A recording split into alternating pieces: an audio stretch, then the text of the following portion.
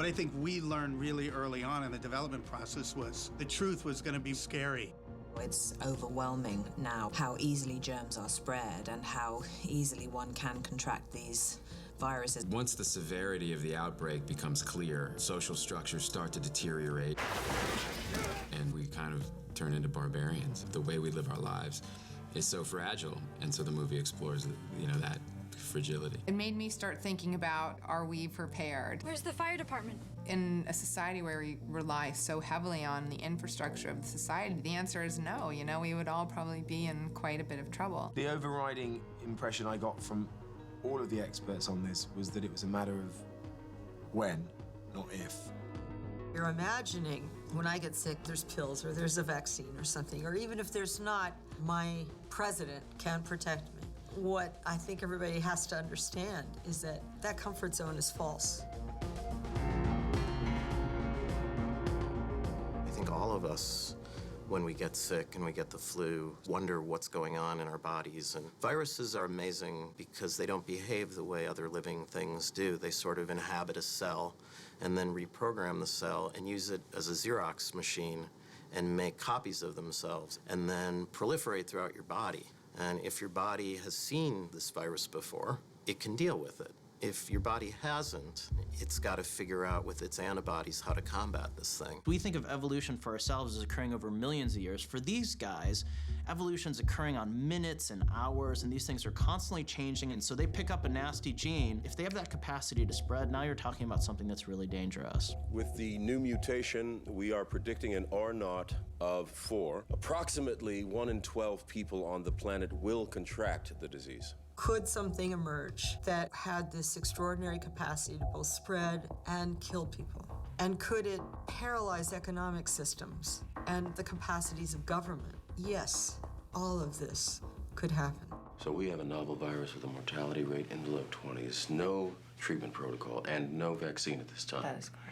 We live in a scary world where environmentally we're encroaching on animals' habitats, they're encroaching on ours, we're cutting things down that we shouldn't be cutting down. Things are changing, and viruses are coming out of those zoonotic events where man interacts with animals. 60% of the illnesses, the infectious diseases that a human being could encounter in their life come from sort of the animal kingdom that jump into the human species. Maybe an isolated Homo sapien here and there was exposed to these viruses in the past, but it never had the opportunity to take off the way it does now in our globalized and urbanized world. Trains, planes, everything goes faster.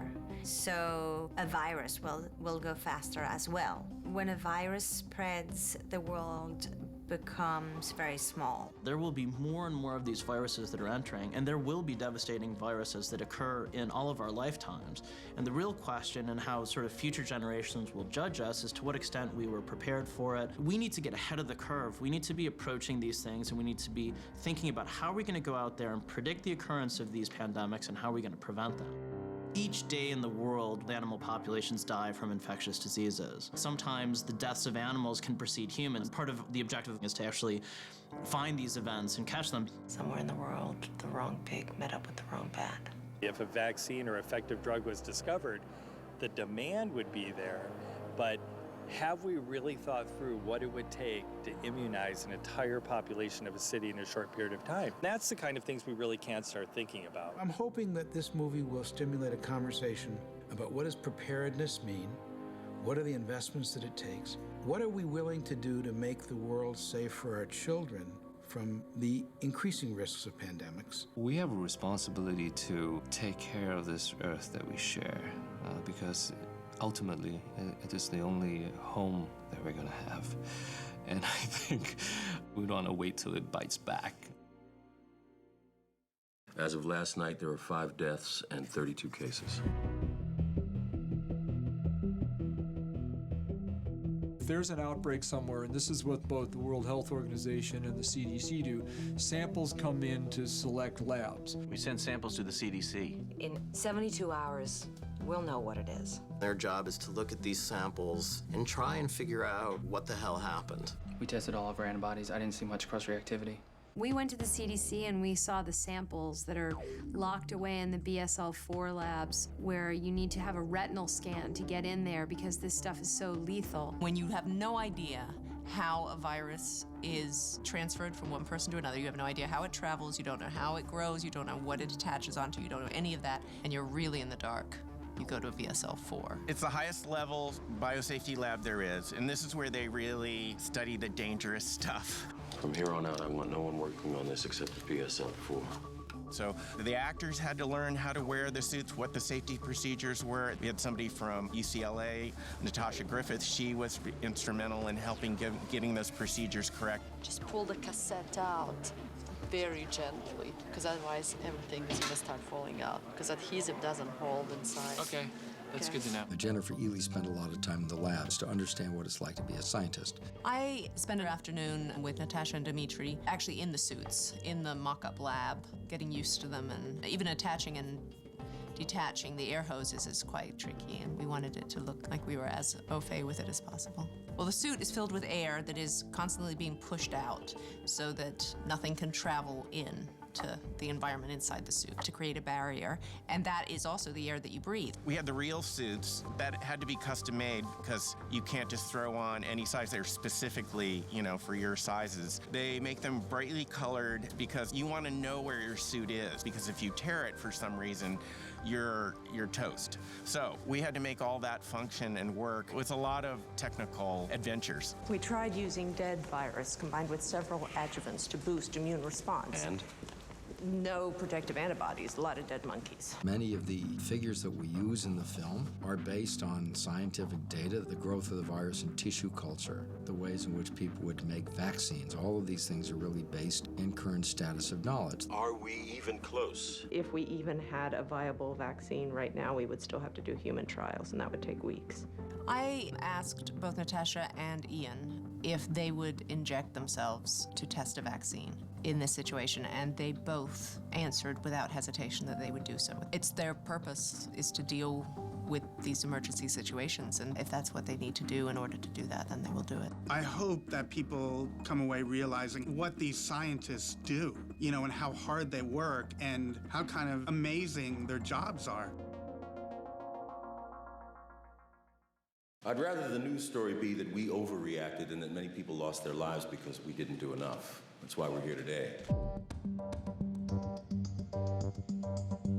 There are some people whose job it is to protect and look forward about where this thing is going to go and how big it's going to be, and should we be closing schools and shutting down airports, which of course have huge economic implications. That's sort of the world that Laurence Fishburne's character has to preside over, is how do you build policy in the face of that kind of panic. And the affected cities are Minneapolis, Chicago, Los Angeles, Boston, and Salt Lake. He's the guy that you look to who's going to tell you that everything is going to be fine. We are going to figure out what it is. We are going to contain it. We've reached out to the WHO, see what they know. The WHO has a community of people called GORN, the Global Outbreak Response Network. CDC has the GDD, Global Disease Division.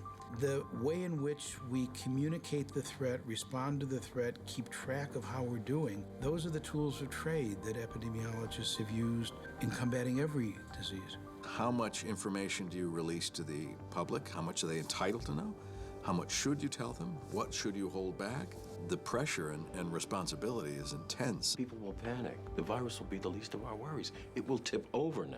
The idea of letting people know about potential problems, I think, is one of the most difficult issues that medical reporters deal with. A person wants to know when they hear something bad or something scary, what does that mean for me? What does that mean for my family? And I think you have to be ready with those answers as soon as you are starting to deliver this news. Tell them what an Arnold of 2 really means, Dr. Cheever. Teach them some math, No? What we're not so good at is coping with the fear and how we communicate about the virus and how the internet and other kinds of media can be used to create a different kind of pandemic. They say the French and Americans have a cure. Who says? The internet. And you believe it? In a sense, those misconceptions and the fear that they breed are also a kind of virus that I wanted to write about. In order to get scared, all you have to do is come in contact with a rumor. I think what Mr. Krumwiede is spreading is far more dangerous than the disease. There's disinformation about everything because we live in an era where the internet can be updated, so you can write anything about anybody. The damage is irreparable because it creates panic. This is for Scythia. If I'm here tomorrow, you'll know it works. It's interesting to think about the information almost as a transmissible disease. I mean, it can cause a lot of damage, and it spreads very, very quickly, and in some cases, people can actually suffer or die from it. I think his demand for all the truth is really interesting and perhaps something that governments in this situation should think about. How do you feel about surrendering your rights today by getting this vaccine? What if there's a side effect to this vaccine? I think his demands for alternatives is interesting and something that we should demand and expect in scenarios like this. You know, give us alternatives. There is no proof that Forsythia works. What defines works? Against what strain of the virus? I don't think anyone will say that we're going to live in a world that's free of infectious diseases. So instead of focusing on that, let's focus on ways to make sure that if one happens, if there's an outbreak, that we can mitigate the damage as quickly as possible.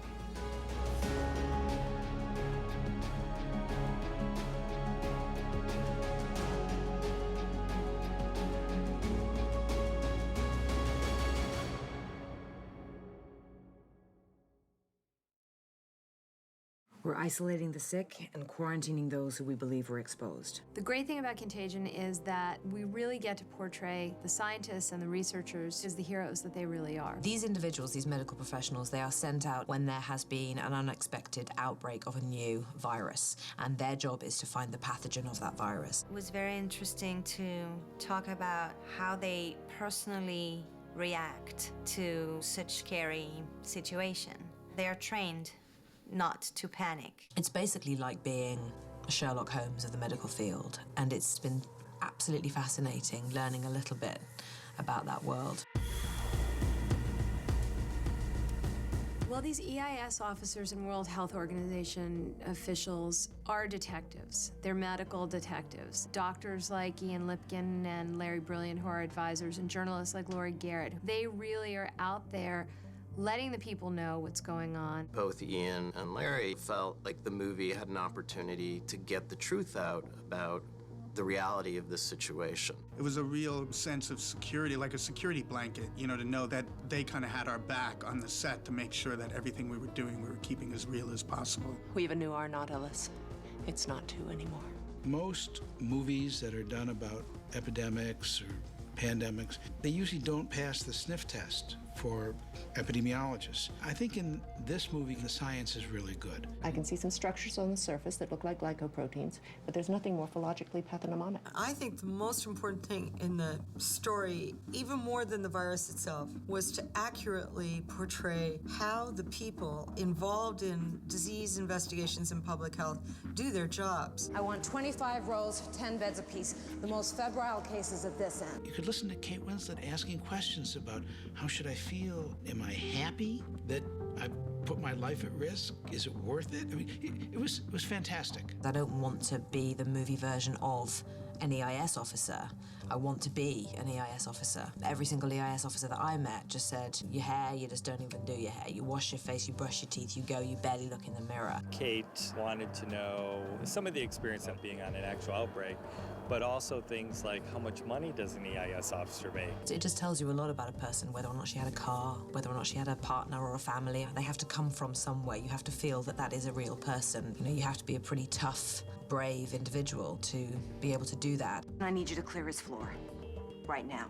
It helps set a foundation for an actor to be able to handle items in a real way. Actors are always looking for ways to learn more about their world. In this case, medical world and the military world of the CDC. We spent a lot of time working with the actors and trying to explain to them the organizational chart and how people do field work and so forth. Their understanding of a subject so thoroughly that they can put it into very clear layman terms. I feel like I've learned an enormous amount. If R0 is 2 and it doubles every 4 days, it's the 1918 pandemic all over again. A few of the actors came through our lab and they spent some time learning how to work in a laboratory, learning how to extract genetic material, look through a microscope. I was really fortunate to get a chance to spend 2 mornings with Ian Lipkin and his team, to get a chance to be led through the baby steps of some experiments and finding DNA sequences, and it was really exciting. I've learned a lot. The actors had to learn how to wear the suits, what the safety procedures were. They were great. We had somebody from UCLA,